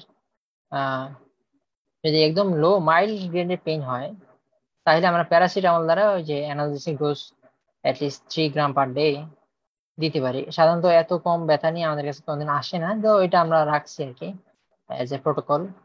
তো মডারেট লেভেলে, মাইল্ড টু মডারেট লেভেলে পেইন আসলে আমরা আমাদের অ্যাসিক্লোফেনাক কমনলি দিতে পারি। যে কোনো এনএসএডি ইউজ করা যেতে পারে, হ্যাঁ, এখানে নেপ্রোজেন ইউজ করা যেতে পারে, অ্যাসিক্লোফেনাক ইউজ করা যেতে পারে, ইবুপ্রোফেন ইউজ করা যেতে পারে মাইল্ড টু মডারেট পেইনের ক্ষেত্রে। তো সাধারণত শর্ট ডিউরেশন আমরা দিই সাপোজ ফ্লেক্সি 100 মিলিগ্রাম 101, 7 থেকে 10 দিন। আর পেশেন্ট যদি ব্যথাটা খুব সিভিয়ার হয়, ওই ক্ষেত্রে আমরা ইন্ডোমেথাসিন ইউজ করতে পারি, যেহেতু এটা একটা পটেন্ট এনএসএডি এবং কস্ট ইফেক্টিভ। 75 মিলিগ্রাম 101, এটা ম্যাক্সিমাম ডোজ আর কি, এটা হচ্ছে পটেন্সির দিক থেকে ভালো। তো আমাদের পেশেন্টের অবস্থা সাধারণত যারা হাসপাতালে আসে এদেরটা সিভিয়ারই থাকে, অথবা যারা একটু আউটডোর বেসিসে থাকে এদের মডারেট থাকে আর কি। তো এদের আমরা এই এগুলোর মধ্যেই মডারেট টু সিভিয়ার লেভেলে ট্রিট করবো আর কি। আর যদি এটা ইনফ্লামেটরি পেইন হয়, তাইলেও আমাদের তো শুধুমাত্র এনএসএডি আমরা গতদিন বলছি, যতদিন পর্যন্ত না এনএসএডি তে কন্ট্রোল হচ্ছে না, তখন যদি দেখি তার পেরিফেরাল জয়েন্টে ইনভলভমেন্ট আছে, যেমন নি জয়েন্ট, অ্যাঙ্কেল জয়েন্ট, তখন আমাদের ডিএমআরটি দিতে হবে, স্যালাজিন, সালফাস্যালাজিন অথবা মেথোট্রেক্সেট। ওগুলো হচ্ছে পরবর্তীতে যদি এনএসআইডি দিয়ে কন্ট্রোল না হয়। তো এনএসআইডি আমরা বলছি যে অনেকে গ্রুপে বারবার কোশ্চেন করতেছেন, বিষয়গুলো হয়তো ভিডিওতে আগে খেয়াল করেন নাই, যে এনএসআইডি আমরা বলছি 2, 3, 4 বছরও দেওয়া যায়, ইভেন পারসিস্টেন্টই দেওয়া যায়, হ্যাঁ, 1 বছর টানা দেওয়া যায়। কিন্তু সাধারণত আমরা পেশেন্টকে এইভাবে দিয়ে দিব না। আমরা কি করব, মানে এই ক্ষেত্রে তো আমরা শর্ট ডিউরেশন দিব আমাদের এই ম্যানেজমেন্টে, কিন্তু এজ এ হোল এনএসআইডির জন্য আমরা প্রথমে 7 থেকে 10 দিন, এরপরে বা কোনো কোনো পেশেন্টের যদি প্রয়োজন হয় ইভেন 1 মাস টানা সে এনএসআইডি নিল, এরপরে পেশেন্টকে বলে দিতে হবে যে আপনার যদি ব্যথাটা কম থাকে বা ব্যথা না থাকে ওষুধটা বন্ধ করে দিবে বা ওষুধের ডোজটা কমায় দিবে। এরপরে যদি আবার খুব বেশি ব্যথা হয় তখন সে মাঝে মাঝে এইভাবে ওষুধটা নিবে এবং তাকে বলে দিতে হবে যে এই বিষয়গুলো খেয়াল রাখবে। তো এইভাবে আর কি, বা পেশেন্টকে ফলো আপের মধ্যে রাখতে হবে যে আপনি 1 মাস পরে আবার ফলো আপে আসেন, তখন যাতে আমি নিজেই চাইলে সুইচ করে দিতে পারি, হ্যাঁ, অথবা অফ করে দিতে পারি, ফলো আপে রাখা। কিন্তু টানা এইভাবে না দেওয়া, কারণ এখন সিচুয়েশন টানা টানা না দেওয়াই বেটার আর কি। কিন্তু দেওয়া যেতে পারে আর কি কোনো কোনো কন্ডিশনে, লং টার্ম সেরোনেগেটিভ আর্থ্রাইটিস গুলোতে লং টার্ম দেওয়ার কথা বলা হয়েছে এবং এটা ভালো রেসপন্সও আছে। আচ্ছা, আর যদি নিউরোপ্যাথিক পেইন হয় যেমন সায়াটিকা হইলো, পিএলআইডি যেটা আর কি, অথবা ফিমোরাল নার্ভ কম্প্রেশন হইলো, যেটা আমাদের হর হামেশা হাজার হাজার পেশেন্ট এরকম আসে, তো এই ক্ষেত্রেও এখানে লোকালি নার্ভে কিছুটা ইনফ্লামেশন হয়। তো এক্ষেত্রে আমাদের এনএসআইডি একটা ভাইটাল রোল প্লে করে। এখানে চয়েস করা যেতে পারে ইন্ডোমেথাসিন, আমরা 7 থেকে 10 দিন দিতে পারি। এরপর হচ্ছে নিউরোপ্যাথিক পেন, যেহেতু নার্ভের পেন সেন্সেশনটা কমাবে হচ্ছে আমাদের ট্রিপটিন অ্যামিট্রিপ্টাইলিন, সাধারণত 25 মিলিগ্রাম আমরা শান্ত রাতে দেই। এটা আসে 1 মাস এরকম সন্ধ্যার সময় নিবে আর কি। আমরা প্রিগাবালিন গাবাপেন্টিন এগুলা থেকেও একটা ইউজ করি আর কি, এটাও ব্যথা মডিফাই করে নিউরোপ্যাথিক পেইন করার ক্ষেত্রে। তো আমরা গ্রুপে বলছি যে গাবাপেন্টিন থেকে প্রিগাবালিন প্রিফার ড্রাগ, তো আমরা দিতে পারি ট্যাবলেট প্রিগাবা 25 থেকে আপ টু 300 মিলিগ্রাম পর্যন্ত, এটা অ্যাকর্ডিং টু সিভিয়ারিটি। কারো 25 দেওয়া যায়, কারো আমরা 101 দিতে পারি, 50 মিলিগ্রাম 101, বা ইভেন আরো বেশি দেওয়া যেতে পারে, 75 দেওয়া যেতে পারে, তো কন্ডিশন অনুযায়ী আর কি। আর যেহেতু নার্ভের ইরিটেশন থাকে, নার্ভের ইনজুরি হইতে পারে, যেহেতু কিছু ভিটামিনের সাথে বি কমপ্লেক্স এবং B6 B12 এগুলোর সাথে নার্ভের মাইলিনেশনের কিছুটা রিলেশন আছে। ওই ক্ষেত্রে এই combination of thiamine, pyridoxine, cobalamin, B12 আর কি, এটা কমপ্লেক্স কম্বিনেশন দেওয়া যেতে পারে। বায়ো কমপ্লেক্স পাওয়া যায়, বায়ো কমপ্লেক্স বি, এটা 101 এরকম 1 মাস দেওয়া যেতে পারে। আর হচ্ছে যদি মাসেল রিল্যাক্সেন্টের রোল, মাসেল রিল্যাক্সেন্ট হচ্ছে যদি নার্ভ ইরিটেশন হয়ে মাসেল স্পাজম হয়, নার্ভ ইরিটেশন থাকে মাসেল স্পাজম হয়, সব সময় যে হয় এমন না। এক্স রে করলে দেখা যাবে যে ভার্টিবল কলামে যে লর্ডোসিস, লাম্বার লর্ডোসিস হওয়ার কথা, সেই লর্ডোসিসটা নাই, এখানে তার ইয়ে হয়ে যাচ্ছে আর কি, মানে ভার্টিবল কলামটা স্ট্রেটেনিং হয়ে যাচ্ছে। হ্যাঁ, এই ক্ষেত্রে আমাদের এটা দেওয়া যেতে পারে একটু মাসেল রিল্যাক্সেন্ট। তো মাসেল রিল্যাক্সেন্টের মধ্যে অনেক ক্যাটাগরি মাসেল রিল্যাক্সেন্ট আছে, এই ক্ষেত্রে আমরা অনেক কিছুই দিতে পারি। সিজানিডিন দিতে পারি, রিলেন্টাস 2 মিলিগ্রাম 101, শর্ট ডিউরেশন আর কি। আর পেশেন্টকে বেড রেস্ট অত, যারা আমাদের হসপিটালাইজ পেশেন্ট আসে পিএলআইডির, এদের ক্ষেত্রে হয়তো 3-4 দিন বা 1 সপ্তাহ বেড রেস্ট দেওয়া যেতে পারে। আদারওয়াইজ পেশেন্টকে বেড রেস্ট বেশি দেওয়া যাবে না, এতে আরো তার প্রবলেম বেশি হইতে পারে, স্টিফনেস ডেভেলপ করে যেতে পারে। হ্যাঁ, 1 থেকে 2 দিন। এবং লাম্বার কর্ড সেট যেগুলা বলা হয় এগুলাও বেশি দিন দেওয়া যাবে না, এগুলা বেশি দিন দেওয়া যাবে না। পেশেন্ট যখন হাঁটাচলা করবে, হ্যাঁ, তখন শুধুমাত্র এগুলা ব্যবহার করবে আর কি। নাহলে এগুলার কন্টিনিউস দিয়ে রাখলে ওখানকার মাসেল গুলা স্টিফ হয়ে যায় বা মাসেলের অ্যাক্টিভিটি নষ্ট হয়ে যায়। আমাকে মাসেল স্ট্রেংথটাকে মেনটেন করতে হবে অ্যাক্টিভিটির মাধ্যমে। অ্যাটলিস্ট 2 দিনের বেশি সাধারণত বেড রেস্ট না দেওয়া। হ্যাঁ, হসপিটালাইজ পেশেন্ট খুবই খারাপ অবস্থা, হার্ট বেড থেকে উঠতে পারে না এরকম, তো তাকে তো 1 সপ্তাহের মতো বেড রেস্ট দেওয়াই যেতে পারে। আর খুব বেশি এত বেশি ব্যথা যে ওই ক্ষেত্রে হসপিটালাইজ পেশেন্টের ক্ষেত্রে আমরা ইনজেকশন সেডিল, হ্যাঁ, সেডিল ডায়াজিপাম আর কি, যেটা আর কি সেডিল দিয়েও মাসেল রিল্যাক্সেন্ট করা লাগতে পারে অনেক সময়। ইভেন সকাল বিকাল 2 বেলা সেডিল দিয়ে পেশেন্টের ব্যথাটাকে উপশম করতে হয়, কারণ এত বেশি তীব্র ব্যথা থাকে আর কি। তো আর সাথে যখন ব্যথাটা কমে যাবে আমাদেরকে পেশেন্টের ফিজিওথেরাপি দিতে হবে। তো এই ট্রিটমেন্ট গুলো পেশেন্টকে কতদিন দেওয়া হবে? এগুলো হচ্ছে এরকম ঘুরে ঘুরে এরকম 90 ডেজ, 90 দিন, মানে 3 মাস, ইভেন আরো বেশিও ইফ কন্ট্রোলড। পেশেন্ট যদি কন্ট্রোলের মধ্যে থাকে মোটামুটি, এটা আমাকে আরো বেশি এরকম কখনো দিবে, কখনো অফ করবে, কখনো দিবে, এইভাবে। আর হচ্ছে ফিজিক্যাল অ্যাক্টিভিটি, যেটা থেরাপিটা মেনটেন করবে, সাথে ড্রাগস গুলা কখনো খাবে, কখনো অফ রাখবে, এইভাবে সে কন্টিনিউ করতে থাকবে আনটিল তার যতদিন না সে যদি ফিজিওথেরাপি নিয়ে রিকভার করে ফেলতে পারে।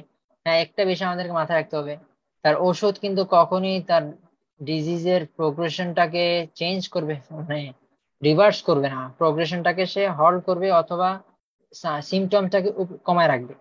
কিন্তু একমাত্র তার ফিজিক্যাল এক্সারসাইজ, সাপোজ কারো পিএলআইডি হয়েছে, এই ক্ষেত্রে তার ফিজিক্যাল এক্সারসাইজ না করলে কখনোই ওই ডিস্ক আগের জায়গাতে যাবে না। এই জন্য এক্সারসাইজ ইজ এ মাস্ট, এবং এটা করতে হবে।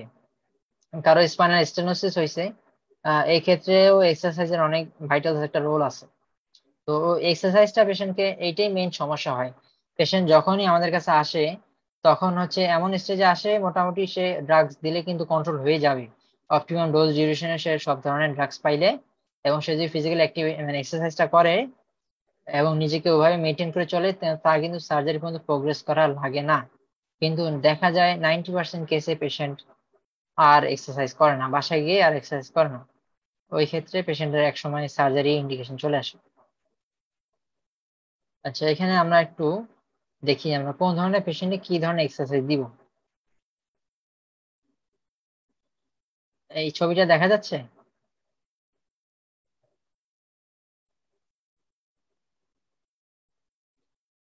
হ্যাঁ, আচ্ছা, এটা হচ্ছে আমাদের ভার্টিবাল বডি, মাঝখানে হচ্ছে আমাদের ভার্টিবাল ডিস্ক, আর এখানে হচ্ছে ভার্টিবাল ফোরামেন, দুইটা ভার্টিবাল, এটা হচ্ছে ভার্টিবাল ক্যানাল। তা আমরা দেখছি ভার্টিবাল ফোরামেন, ইন্টারভার্টিবাল ফোরামেন হয়ে তো আমাদের নার্ভটা বের হয়ে আসতেছে।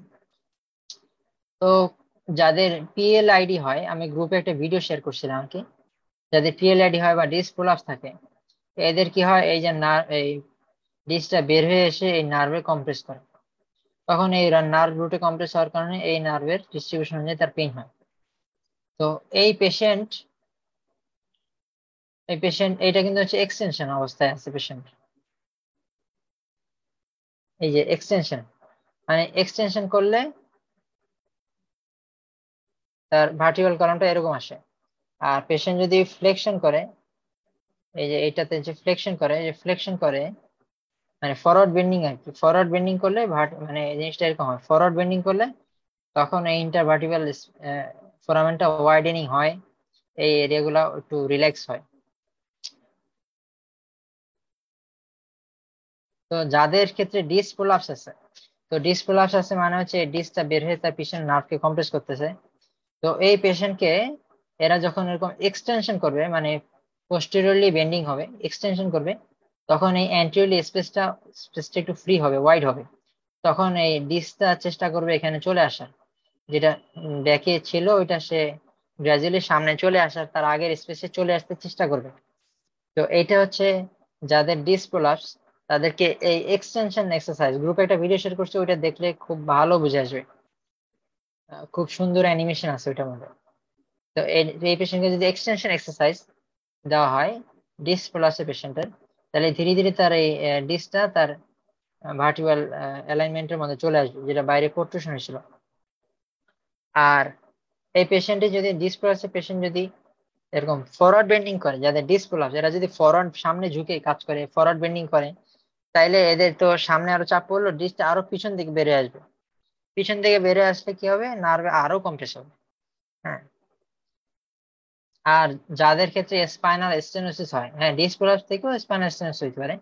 আর যাদের ধরেন যে অস্টিওফাইট, এখানে বনি ওভারগ্রোথ হয়ে মানে ভার্টিব্রাল অস্টিওফাইট ফর্মেশন হয়েছে, অস্টিওফাইট ফর্মেশন হয়েছে, বা যাদের ক্ষেত্রে এখানকার ফাসা লিগামেন্ট এগুলা হাইপারট্রফি হয়েছে, এখানকার লিগামেন্ট হাইপারট্রফি হওয়ার কারণে এই স্পেসটা ন্যারো হয়ে গেছে, এই স্পেসটা ন্যারো হয়ে গেছে, এখানকার লিগামেন্টের হাইপারট্রফি হওয়ার কারণে, এখানে অস্টিওফাইট ফর্মেশন হওয়ার কারণে, এখানে আর্টিকুলার ফ্যাসেট জয়েন্টের ইনফ্লামেশন হাইপারট্রফি হওয়ার কারণে জয়েন্ট স্পেসটা ন্যারো হয়ে গেছে। তো এদের ক্ষেত্রে যাদের অলরেডি এই জয়েন্ট স্পেসটা ন্যারো বা এই ভার্টিক্যাল ক্যানাল স্পেসটা ন্যারো, এরা যখন এই এক্সটেনশন করবে তাহলে আরো ন্যারো হয়ে যাইতেছে। যখন এক্সটেনশন পজিশনে এই ক্যানালটা আরো ন্যারো হয়ে যাচ্ছে তাহলে এটা আরো ব্যথা হবে। কিন্তু এরা যখন ফরওয়ার্ড বেন্ডিং করে তখন এদের ক্ষেত্রে এই স্পেসটা ওয়াইডেনিং হচ্ছে, নার্ভের রিলিফ হইতেছে, পেইনটা কম হয়। তাহলে কোনো পেশেন্ট যদি এমন হয় যে সে মানে হাঁটতেছে, কন্টিনিউয়াস হাঁটতেছে, অথবা হাঁটার কারণে কিন্তু তার মানে হাঁটলে যত অনেকটা ফরওয়ার্ড বেন্ডিং এর মতোই, যখন সে বসলে কিছুটা তার মানে পেশেন্টে যদি এক্সটেনশন করে পেশেন্ট পিছন দিকে বাঁকে, তাইলে পেশেন্টের আর কি যদি ব্যথা হয় তাইলে এটা হচ্ছে আমাদের স্পাইনাল স্টেনোসিস থেকে। আর তাহলে এই জন্য এই পেশেন্টকে আমাদের ফিজিওথেরাপি দিতে হবে হচ্ছে মানে forward bending exercise, flexion exercise. এই পেশেন্ট যখন ফ্লেকশন করবে যত বেশি, তখন তার আর কি স্পেসটা বড় হবে, নার্ভ রুটে কম্প্রেশন হবে। মোট কথা, যদি যাদের স্পাইনাল স্টেনোসিস আছে তাদের ক্ষেত্রে হচ্ছে ফরওয়ার্ড ফ্লেকশন এক্সারসাইজ, আর যাদের ক্ষেত্রে ডিস্ক প্রোলাপস আছে তাদের ক্ষেত্রে হচ্ছে এক্সটেনশন এক্সারসাইজ। আমার কথা কি বোঝা গেছে?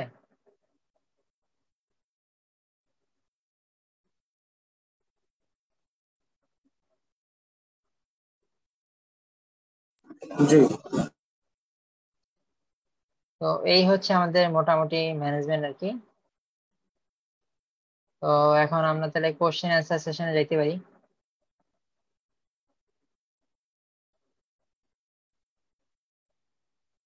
কারো যদি কোশ্চেন থাকে। আচ্ছা, আমরা মাসেল রিল্যাক্সেন্ট কোনগুলো ইউজ করব? মাসেল রিল্যাক্সেন্ট তো অনেকগুলো আছে, এর মধ্যে আমরা কি আমরা মানে কিভাবে বুঝতে পারবো যে কখন কোন মাসেল রিল্যাক্সেন্ট কাজ করবে? মাসেল রিল্যাক্সেন্টের মধ্যে সাধারণত দুই ধরনের মাসেল রিল্যাক্সেন্ট আছে।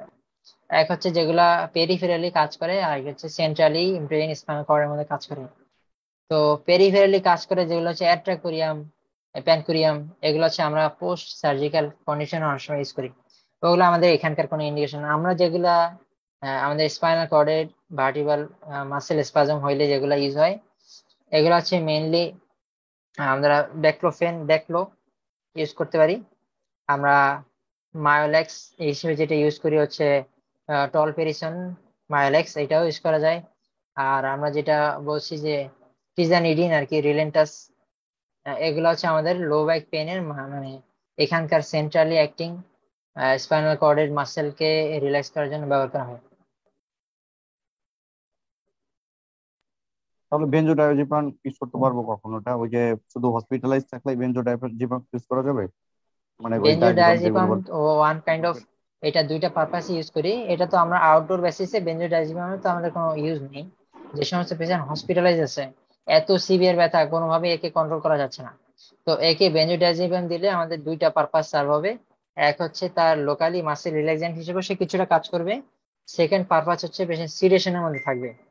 তো সিডেশনের মধ্যে থাকলে তার ব্যথাটার অনেক কম হবে আর কি। তো এক্ষেত্রে কিন্তু আমরা নর্মাল শেডিউলটা শুধু রাত্রে দেই না, সকালেও দেই, রাতেও দিই। মানে তাকে একটা ঘুমের মধ্যে অ্যাটলিস্ট 2-3 দিন মানে রাখা হয়, কারণ এত তীব্র ব্যথা, মানে একদম সিভিয়ার কেসের ক্ষেত্রে আর কি। আচ্ছা, তাহলে ব্যাকলোফেন আর হচ্ছে টিজানিডিনের মধ্যে কোনটা ইউজ করবো? যে কোনো একটা ইউজ করা যাবে? হ্যাঁ, ব্যাকলোফেন তো হচ্ছে মায়োলেক্স ইউজ আপনার করা যেতে পারে। ওই যে মায়োলেক্স গাবার। মানে যেটা আমরা টলপ্রেশন নামে জানি আর কি, জেনেরিক নেম। অথবা রিলেন্টাস, যেটা আমরা অলরেডি এখানে ইয়ে করছি, টিজানিডিন যেটা।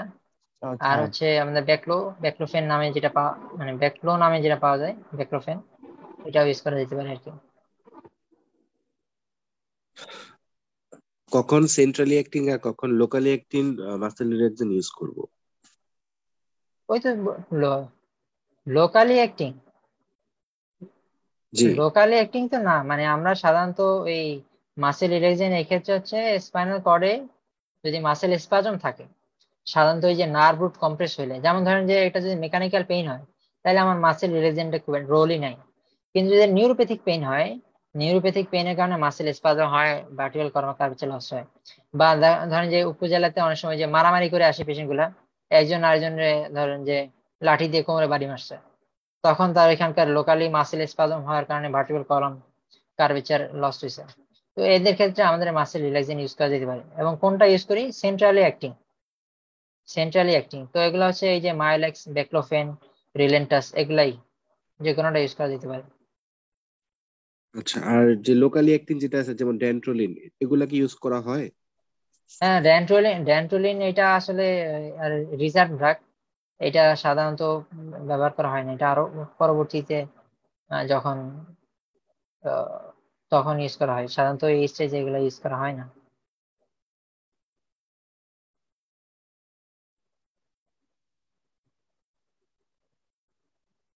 সাধারণত এই তিনটার মধ্যেই আপনি দিতে পারেন আর কি। এই তিনটার ভিতরে কোনটা বেস্ট, আমি কোনটা চুজ করব?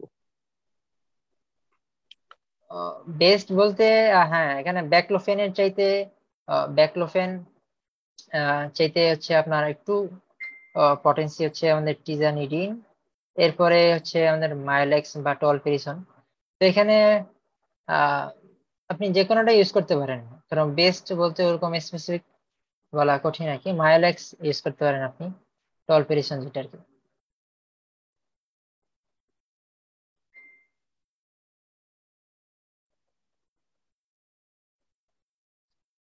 হ্যাঁ, এবং এগুলা দিলে কিন্তু পেশেন্টের যেগুলো সেন্ট্রালি অ্যাক্টিং, এই ক্ষেত্রে কিন্তু পেশেন্টের একটু ওই ইয়ে আসে, মানে এগুলো একটু সিরিটিভ এফেক্টও আছে কিছুটা, মানে মাথা ঝিনঝিন করতে পারে।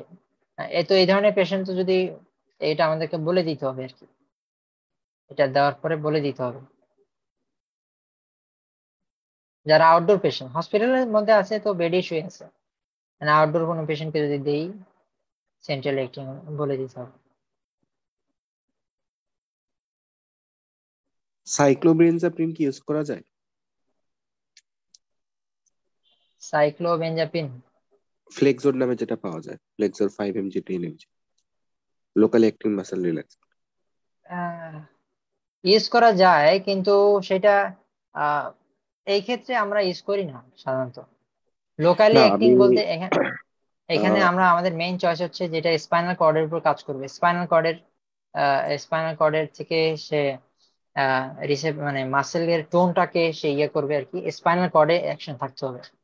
তো আচ্ছা, স্পাইনাল কর্ডের উপর এরকম অ্যাকশন আছে হচ্ছে এই ক্যাটাগরি গুলা মেইনলি। না এমসিজিপি গ্রুপের ওনাদের একটা পেইন ম্যানেজমেন্টের কোর্স ছিল।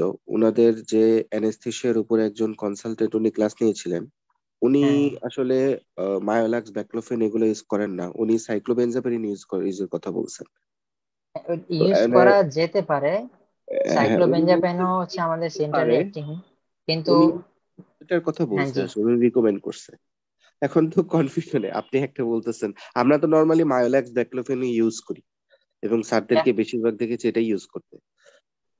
হ্যাঁ, আমি তো এখানে তো দেখেন উনি ওইটা বলছে, এখানে আমি যেটা বলছি এটা তো কোনো কন্ট্রাডিক্টরি না।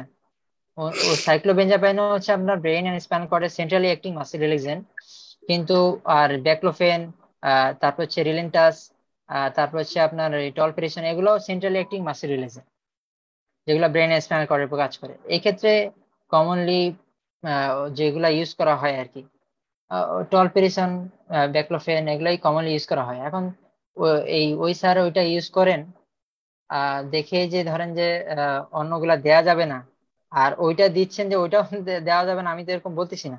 আপনি যে কোনোটাই ইউজ করতে পারেন, কিন্তু ইউজুয়ালি প্রিফার্ড এবং ওয়াইডলি ইউজ হচ্ছে এই তিনটা।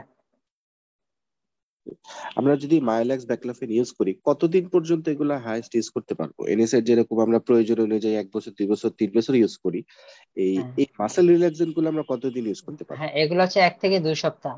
এগুলো হচ্ছে আমাদের 1 থেকে 2 সপ্তাহ, আমরা যখন সিমটমস থাকবে তখনই ব্যবহার করবো। লং টার্ম উম, এগুলো ইউজ করার প্রয়োজন নেই। বেশিরভাগ পেশেন্টেরই দেখেছি যে 2 সপ্তাহ পরে ভালো হয়ে যায়, তারপর 2 সপ্তাহ পরে আবার আসে যে আবার শুরু হয়েছে। তো এরকম করে কি আমি বিভিন্ন সাইকেলে যতবার এরকম, যদি পিরিয়ডিক্যালি পেইন হয় এরকম, তখন আমি বারবার ইউজ করতে পারবো? হ্যাঁ, হ্যাঁ, বারবার ইউজ করা যাবে, পিরিয়ডিক্যালি ইউজ করা যাবে।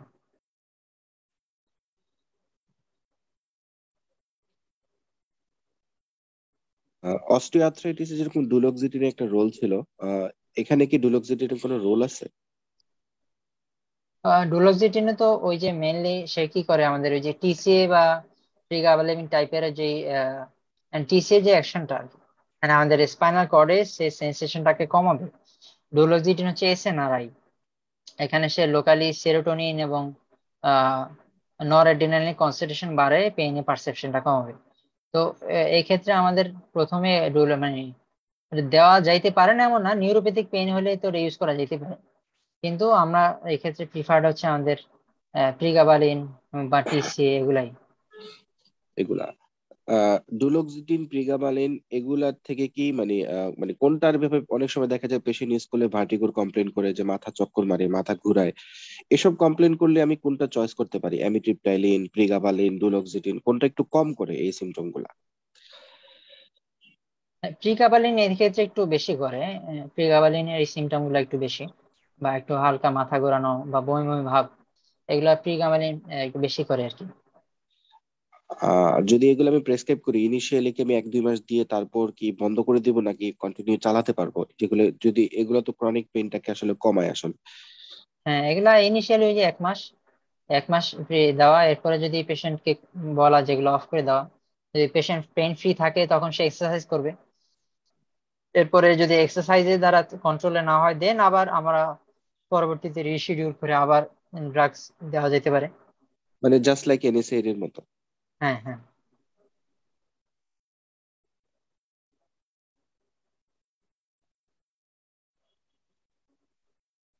ভাই আসলে কি কি এক্সারসাইজ দিতে হবে আসলে, এটা তো বুঝি না ভাই। ও, এখানে আর কি বেসিক্স অফ এক্সারসাইজের কথা বলা হয়েছে, যে এক্সটেনশন এক্সারসাইজ হচ্ছে দিব আমরা পিএলআইডি পেশেন্টের ক্ষেত্রে, আর ফ্লেকশন এক্সারসাইজ দিব হচ্ছে আমরা স্পাইনাল কর্ড মানে স্পাইনাল স্টেনোসিস এর ক্ষেত্রে। তো এক্সারসাইজ তো আমি ভিডিও শেয়ার করে দেবো গ্রুপে আর কি, মানে এক্সারসাইজ তো অনেক, মূল হচ্ছে বেসিক হচ্ছে এটা। এখন যে সমস্ত এক্সারসাইজ করলে আমাকে এক্সটেনশন হবে সেগুলো আমার পিএলআইডি পেশেন্টকে দিতে হবে, আর যেগুলা ফ্লেকশন হবে ওগুলাকে আমার স্পাইনাল স্টেনোসিস পেশেন্টকে দিতে হবে। আমি গ্রুপে ভিডিও শেয়ার করে দিব আর কি এক্সারসাইজের। আচ্ছা ভাই, এটা কত সেটে দিতে হবে বা কতক্ষণ দিতে হবে, দিনে কয়বার করতে হবে এরকম? এটা আইডিয়ালি হচ্ছে দিনে ওই এক্সারসাইজ গুলা পেশেন্ট 20 থেকে আধা ঘন্টা করবে, দিনে 2 বার। এটা করবে অ্যাকিউট পেইনটা যখন সাবসাইড হয়ে যাবে, এরপরে পেশেন্ট এরকম করে কন্টিনিউ করতে থাকবে আর কি, রেগুলার দিনে 1 থেকে 2 বার, এরকম সব সময় এই কয়েকটা এক্সারসাইজ, 2 থেকে 3টা এক্সারসাইজ কন্টিনিউ করবে।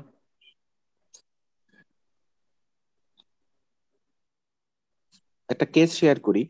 15 বছরে নিশ্চয়ই। একটা একটা বাচ্চা, তার হিস্ট্রি ছিল যে সে হচ্ছে সে হচ্ছে প্রায় 4-5 মাস আগে ফুটবল খেলতে গিয়ে একটু পড়ে গিয়েছিল। এরকম সিভিয়ার কোনো কিছু না, হালকা একটু ব্যথা ছিল, কোনো হুম। পরীক্ষা নিরীক্ষা করা নাই, কোনো কিছু প্রয়োজন হয় নাই, 1-2 দিন ব্যথা ছিল, ভালো হয়ে গিয়েছিল। এরপর 4-5 মাস ধরে তার দেখা যাচ্ছে, গত 3-4 মাস ধরে অকেশনালি তার লেফট গ্লুটিয়াস ম্যাক্সিমাসে, মানে কোমরের দিকে কিন্তু একটু গ্লুটিয়াসের দিকে অকেশনালি একটু শিনশিন করে, একটু ব্যথা করে। তো এই ক্ষেত্রে আসলে ট্রিটমেন্ট প্রোটোকল আমাদের কি হতে পারে, বা কোন দিকে আমরা চিন্তা করতে পারি আসলে? মানে রোগীর ডায়াগনোসিসটা আসলে কোন দিকে যাবে, অথবা ট্রিটমেন্ট প্রোটোকলটা কিভাবে চিন্তা করতে পারি? আচ্ছা, এইটা মানে শুধু শুধু ওই যে গ্লুটিয়াস এরিয়াতে তার পেইন, এটাই? আর কোনো রেডিয়েশন বা এরকম কিছু নাই? না, রেডিয়েশন নাই, কোনো রেডিয়েশন নাই। বা ব্যাকেও এরকম পেইন নেই, শুধু গ্লুটিয়াস এরিয়াতে, তাই তো? হ্যাঁ, শুধু গ্লুটিয়াস এরিয়াতে 15 বছরের ফুটবল খেলতে গিয়ে একটু ব্যথা পেয়েছিল। হ্যাঁ, আসলে এইটা হয় কি অনেক সময় আমাদের আমাদের মাসেল গুলো মাইক্রো ইনজুরি হয় আর কি। সাপোজ ধরেন যে সে যখন পড়ে গেছে, তখন ওই ওই সাইডে একটু সে বেশি ব্যথা পাইছে, ওই লেফট সাইডে গ্লুটিয়াস মাসেল গুলাতে একটু ইনজুরি হয়েছে। তো ওই সময় যে মাসেল গুলো ইনজুরি হয়েছে, ভিতর দিকে সাপোজ কিছু মাসেল স্ট্রেনিং হয়েছে, কিছু ইনজুরি হয়েছে, অথবা ওই যখন ইনজুরি হয়েছে ওই সময় নার্ভের কিছু এন্ট্রাপমেন্ট হয়েছে। লোকালি অনেক অনেক অনেক ধরনের তো আমাদের কিউটিনিয়াস নার্ভ থাকে, ওগুলা এন্ট্রাপমেন্ট হয়েছে কোনো কারণে, তার যেহেতু পজিশনিং সাপোজ অ্যাবনর্মালি পড়ে গেছে আর কি। তো ওই যে এন্ট্রাপমেন্টটা হয়েছে বা লোকালি ইয়াটা হয়েছে, কিন্তু ওইটা দেখা গেছে যে সে যখনই বেশি হাঁটাহাঁটি করে বা কাজকর্ম করে বা অন্য কিছু হয়, ওই এন্ট্রাপ আবারও ওই জায়গাটাতে একটু ইরিটেড হয়, আবারও এন্ট্রাপমেন্ট হয়। হ্যাঁ, এটা অনেক সময় স্পন্ডিলোসিস রিকভার হয়ে যায় বেশিরভাগ ক্ষেত্রে। তবে কিছু কিছু ক্ষেত্রে এরকম ওই লোকাল ইনজুরি, মাইক্রো ইনজুরি সবসময় কিছু পারসিস্ট করে, নার্ভ এন্ট্রাপমেন্ট কিছু পারসিস্ট করে। এরকম অনেক পেশেন্ট দেখবেন যে অনেকের এরকম চেস্ট পেইন রাইট সাইডে বা লেফট সাইডে লেটারালি চেস্ট পেইন কমপ্লেন করতেছে। এটা হচ্ছে তার কোস্ট মানে কার্টিলেজেও না, তার এটা স্কিনের মানে মনে হচ্ছে যে ওখানে সে লোকালি লোকালি তার কিছু নার্ভের এন্ট্রাপমেন্ট হয় বা মাইক্রো ইনজুরি হয়, ওই ওই জিনিসটার কারণে তার দেখা যায় এরকম পেইন অনেক সময় অনেকের পারসিস্ট করতে থাকে আর কি। তো ওই ক্ষেত্রে ওইরকম কিছুদিন টানা আবার এনএসআইডি দিয়ে দেখা যাইতে পারে, এরপরে সে কিছুদিন একটু রেস্ট করলো আর এনএসআইডি নিল, এরপরে হয়তো সে আবার ভালো থাকবে আর কি।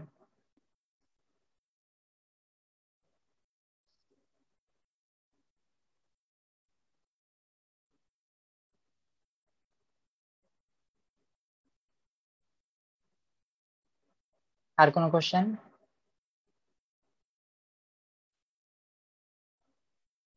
আমাদের আজকে যতটুকু ডিসকাশন হয়েছে ওই ডিসকাশনটাকে বুঝে গেছে, মানে লো ব্যাক পেইন হইলে যে আমরা কিভাবে অ্যাপ্রোচ করবো, মানে কিভাবে এই যে চিন্তা করবো আর কি, এই ব্যাপারটা কি বুঝা গেছে কিনা?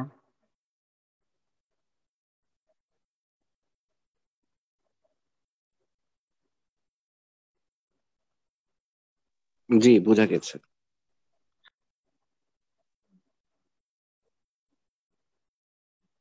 আচ্ছা,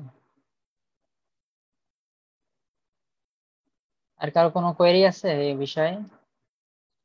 কোয়েরি না থাকলে আমরা ক্লোজ করে দিব। আচ্ছা ভাই, লো ব্যাক পেইন ছাড়া আরেকটা কোশ্চেন করতে চাচ্ছিলাম ভাই।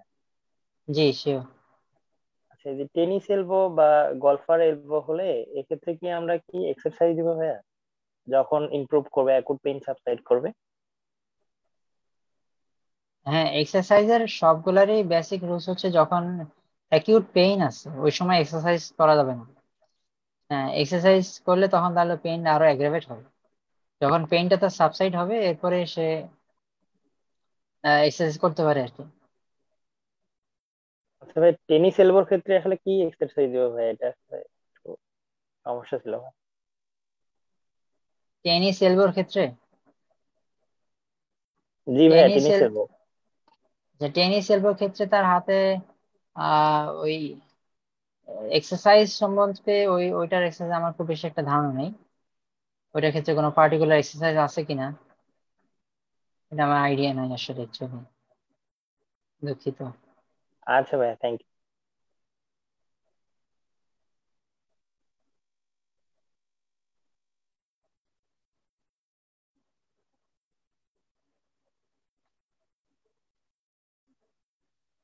তাহলে আমরা শেষ করি, যদি পরবর্তীতে কারো কোশ্চেন থাকে গ্রুপে মেসেঞ্জারে কোশ্চেন করলে আমরা উত্তর দেওয়ার চেষ্টা করবো ইনশাআল্লাহ। আচ্ছা ভাইয়া, থ্যাংক ইউ।